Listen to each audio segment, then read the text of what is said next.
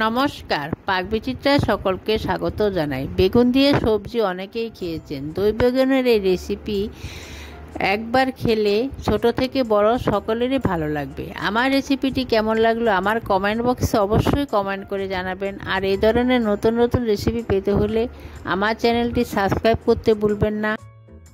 আর notification পেতে হলে bell আইকনটি অবশ্যই প্রেস করে দিবেন। পাশে থাকার জন্য ধন্যবাদ। চলুন তাহলে শুরু করা যাক। আজ আমি আপনাদের আরেকটি সম্পূর্ণ নিরামিষ রেসিপি করে দেখাবো, দই বেগুন। তার জন্য এখানে আমি 1.5 বেগুন নিয়েছি। একটা বেগুনকে আমি 4 ফালি করে কেটে নিয়েছি। আর বটো সহকারে কেটে নিতে হবে, তাহলে দেখতে খুব সুন্দর লাগবে।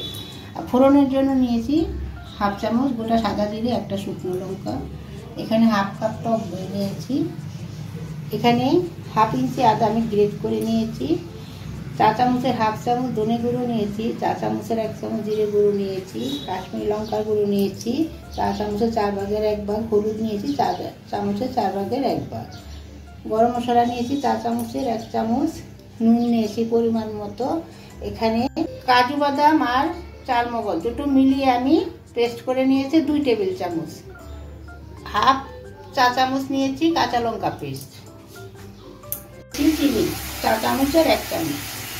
দেখুন আমি পরিমাণ মতো নুন হলুদ দিয়ে বেগুনগুলো মাখিয়ে নিয়েছি।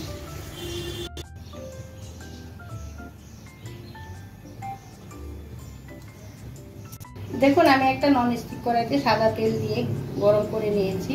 রান্নাটা আমি সাদা তেলে করব। এখন আমি বেগুনগুলো ভেজে নিচ্ছি।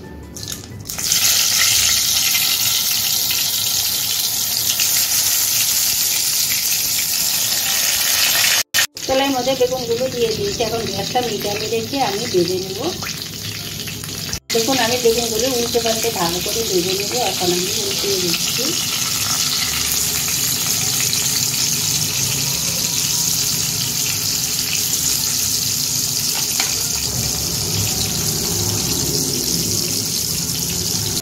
এখন আমি বেগুনগুলো তুলে নিচ্ছি, আমার ভাজা হয়ে গেছে।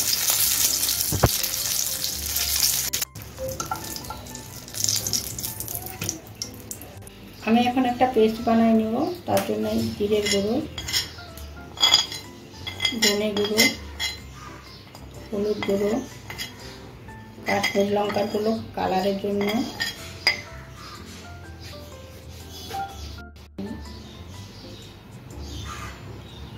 এখন জল দিয়ে দিচ্ছি, কাঁচা লঙ্কা পেস্টও দিয়ে দিচ্ছি, ভালো করে মিশিয়ে নিচ্ছি।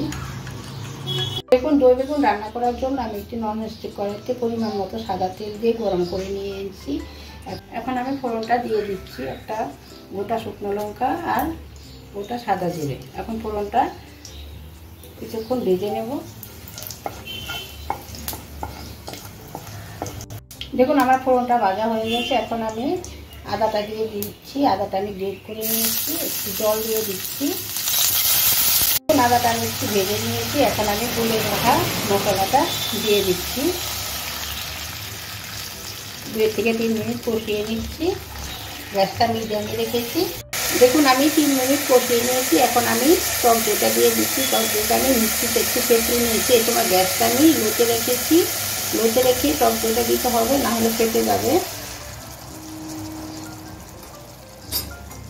এখন গ্যাসটা লোতে রেখে আমি দইটাকে কষিয়ে নেব যতক্ষণ না দই থেকে টক ভাবটা কেটে যাচ্ছে। আমি 4 চামচের 1/2 চামচ নুন দিয়ে দিচ্ছি, চিনি দিয়ে দিচ্ছি। এখন ভালো করে কষিয়ে নেব। দেখুন দইটা আমি ভালো করে কষিয়ে নিয়েছি 3 থেকে 4 মিনিট। এখন আমি চালমগজ আর কাজু পেস্টটা দিয়ে দিচ্ছি। এটাকে 1 থেকে 1.5 মিনিট কষিয়ে নেব। দেখুন আমার কষানো হয়ে গেছে। এখন আমি পরিমাণ মতো জল দিয়ে দিচ্ছি। এখানে বেশি জল দেওয়ার প্রয়োজন নেই, গ্রেভিটা একটু ঘন হবে। আমি গ্রেভিটাকে ফুটিয়ে নেব। দেখুন আমি 2 মিনিট গ্রেভিটাকে ফুটিয়ে নিয়েছি। এখন আমি গ্যাসটা বন্ধ করে দেব। এখন আমি বেগুনগুলো দিয়ে দিচ্ছি এক এক করে।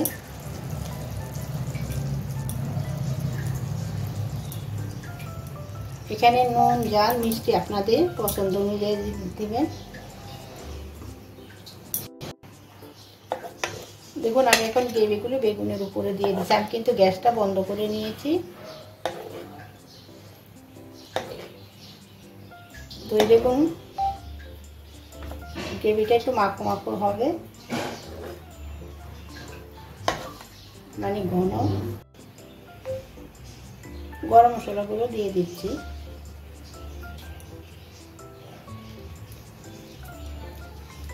দিয়ে ভালো করে মিশিয়ে নিচ্ছি।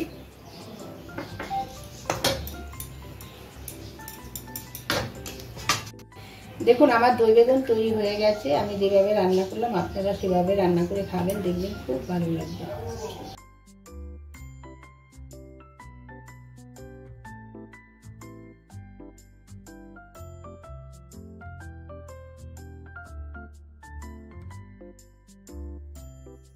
দেখুন আমার দই বেগুন তৈরি হয়ে গেছে। আমি যেভাবে রান্না করলাম আপনারা সেভাবে রান্না করে আমিষ নিরামিষ যে কোনো দিন খেতে পারেন।